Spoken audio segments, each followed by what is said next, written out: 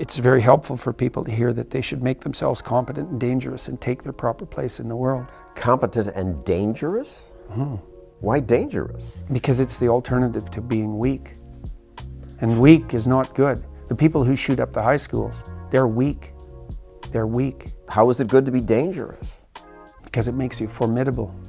And life is a very difficult process, and it's not for, you're not prepared for it unless you have the capacity to be dangerous.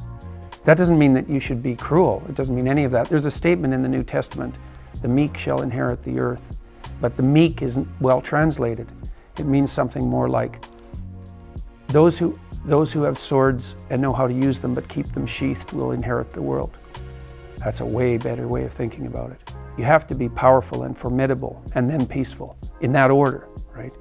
And that's not the same as being naive and weak and harmless, which is what young men are being encouraged to be. It's like, that's a very bad idea. It's a very bad idea. Because naive, weak, and harmless means that you can't withstand the tragedies of life. You can't bear any responsibility. You'll end up bitter. And when you get bitter, then you get dangerous. But one thing I'm not getting, there's a big difference between letting people do something for themselves and saying men should be dangerous. By dangerous, that implies I should be ready to threaten someone, to hurt somebody. No, you should be capable of it. But that doesn't mean you should use it. There's nothing to you otherwise. Like if you're not a formidable force, there's no morality in your self-control. If you're incapable of violence, not being violent isn't a virtue. People who teach martial arts know this full well, right? If you learn a martial art, you learn to be dangerous, but simultaneously you learn to control it. Both of those come together.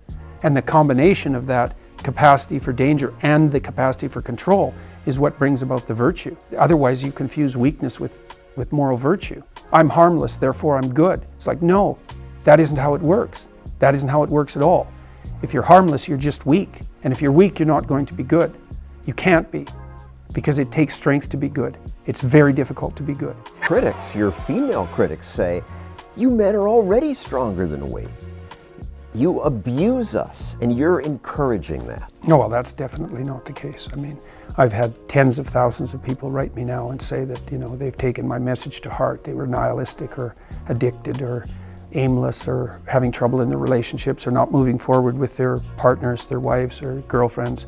And they've been trying to develop a vision for their life and to take responsibility and to quit using deceit. And they're better for it. And there's no downside to that for anyone, men and women alike.